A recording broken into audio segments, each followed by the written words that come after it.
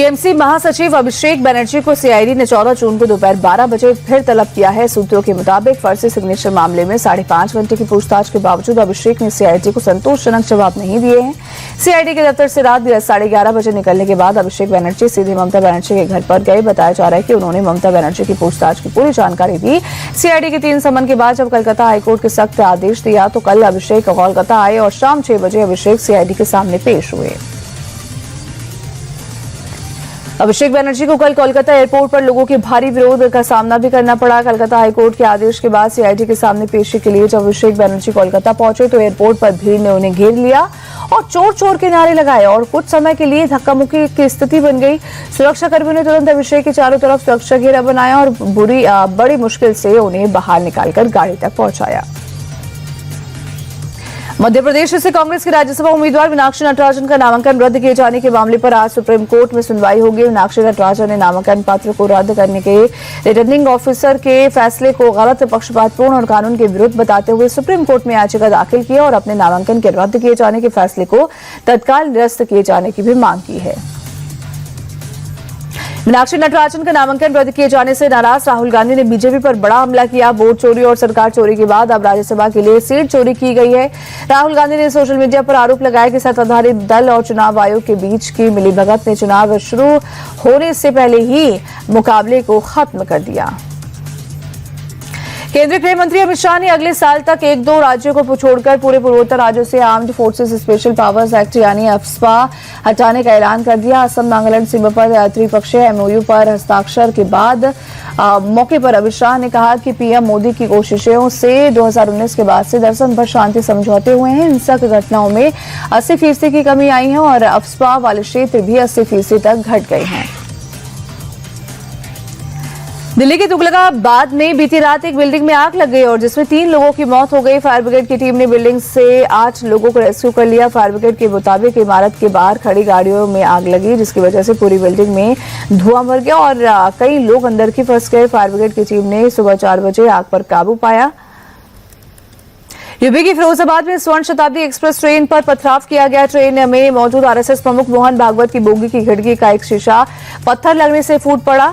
वहीं मोहन भागवत और बोगी में मौजूद किसी यात्री को कोई चोट नहीं आई। मामले की जानकारी मिलते ही मौके पर पहुंची पुलिस ने एक संदिग्ध को हिरासत में ले लिया और पूछताछ शुरू कर दी है।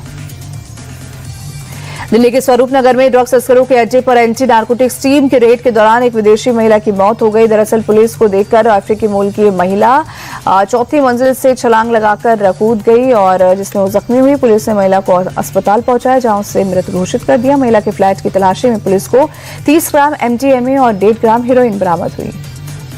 यूपी के नोएडा में एक अपार्टमेंट में आग से दहशत का माहौल बन गया। अपार्टमेंट की 4थी मंजिल पर आग लगी थी। हादसे के बाद समय पर 2 बुजुर्गों के साथ 3 लोग मौजूद थे। आग की जानकारी के बाद मौके पर पहुंची फायर ब्रिगेड की टीम ने आग पर काबू पा लिया और इस दौरान फायर फाइटर्स ने घर में फंसे 3 लोगों को सुरक्षित बाहर निकाल लिया और आग पर काबू पा लिया गया। यूपी के हापुड़ में एक फर्नीचर गोदाम में भीषण आग लग गई और आग लगते ही पूरा गोदाम धू कर जलने लगा। गोदाम से काले धुएं का गुबार उठने लगा।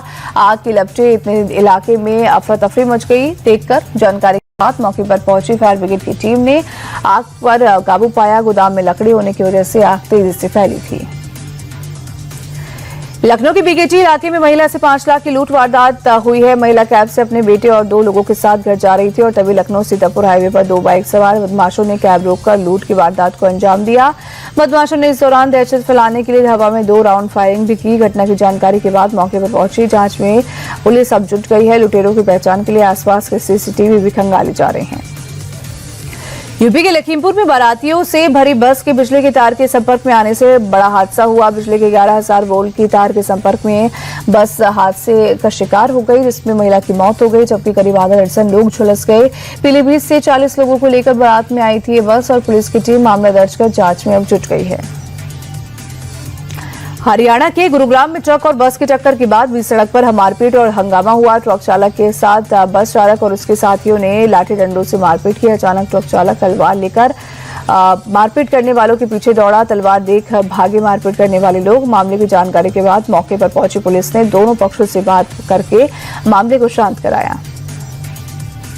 छत्तीसगढ़ के गरियाबंद में कीमती लकड़ियों के तस्करों के खिलाफ एक्शन जारी है। पुलिस और ज्वाइंट रिजर्व की ज्वाइंट ऑपरेशन में भारी मात्रा में सांगवन की लकड़ियां बरामद की गई हैं। पुलिस के मुताबिक तस्कर कीमती लकड़ियों को तालाबों नदियों में छिपाकर रखते हैं। साथ ही जमीन के अंदर रखी गई लकड़ियों को बाहर निकाला गया है। पुलिस तस्करों के कई ठिकानों पर छापेमारी कर रही है।